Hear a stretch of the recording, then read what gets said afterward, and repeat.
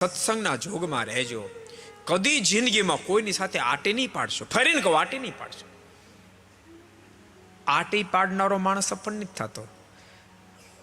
વિના આટીએ દાખલો કરી સફળ. એક સરસ પ્રસંગ તમને કહું. ભક્તો, પ્રસંગ તમે સાંભળ્યો હશે કદાચ. ઈસવીસન 1998માં ટાટા કંપનીએ જે ટાટા ઇન્ડિગો ગાડી પાડી પાડી, ખબર? પહેલી ગાડી, એમાં સંપૂર્ણ લોકો ફેલ ગયા. બહુ કરોડોના ખર્ચે, ફેક્ટરી તેમનું થાય નહીં, કરોડોના ખર્ચે આ ઇન્ડિગા ગાડી બહાર પાડેલી, પણ ફેલ ગયા. પછી આખી કંપની વેચવા માટે એ તૈયાર થયા અને કંપની વેચવા માટે અમેરિકાનો કોન્ટેક્ટ કર્યો. રતન ટાટા અમેરિકા ગયા અને ત્યાં ફોર્ડ કંપનીના માલિક બિલ ફોર્ડને મળ્યા અને કહ્યું કે આ આખી મારી કંપની વેચવી છે. અત્યારે અમે તકલીફમાં છીએ કારણ કે ગાડી અમારી ફેલ થઈ છે, તો તમે આ કંપની ખરીદી લો. ત્યારે ફોર્ડના માલિક બિલ ફોર્ડે એવું કીધું કે ગાડી બનાવતા ન આવડતો હોય ને તો એ ધંધો ન કરાય. આ તો હું કંપની તમારી લઈ લઉં છું તમારી ઉપર ઉપકાર કરીને, બાકી આ ધંધો ન કરાય.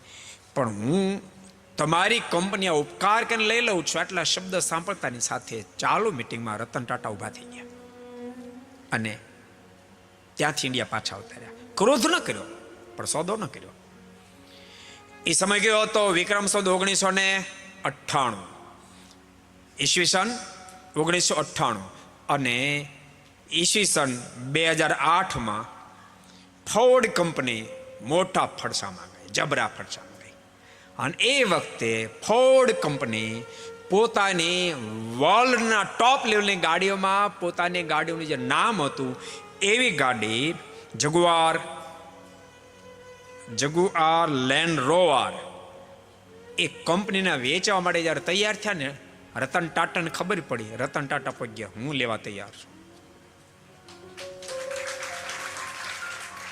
આ રતન ટાટાએ 2.3 બિલિયનમાં, એટલે આપણા ઇન્ડિયાના 23,000 કરોડ રૂપિયા, કેટલા? 23,000 કરોડમાં કંપની ખરીદી લીધી. પણ બાપ, લડ તો ભારતનું છે ને, ગુણ તો કેમ ન હોય. કંપની ખરીદી, પણ આટલો અહંકાર નહીં. છેવટે ફોર્ડ કંપનીના માલિક બિલ ફોર્ડ બોલ્યા, તમે મારા માથે બહુ મોટો ઉપકાર કર્યો, તમે મારી કંપની ખરીદી લીધી, જેથી કરીને હું થોડોક હળવો થઈ ગયો.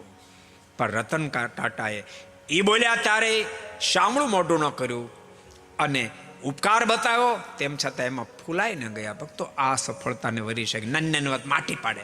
મને તેથી છાશ નહોતી આપી, પણ એમાં કઈ મોટી ધાડ મારી છાશ નહોતી આપી. તારે મેં માગી તો નહોતી આપી. તેથી મને ખેતરમાં હાલવા નહોતો દીધો. આવા જ હોય, બાકી કાંઈ હોય નહીં બીજું, આવું જ હોય. મને પાછું દુખતું તોય પરાણી મને જગાડી હતી. એમાં કઈ મોટી દાડ મારી, માથું કઈ પાડી નાખ્યું તું, ખાલી જગાડી હતી, એટલે કઈ મોટી વાત છે.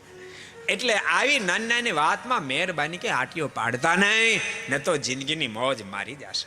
को पसंद आया हो तो लाइक करें और शेयर करना मत भूलिए. सब्सक्राइब करें सरदार कथा चैनल को और बेल आइकॉन पर क्लिक करना मत भूलिए लेटेस्ट वीडियो सबसे पहले पाने के लिए.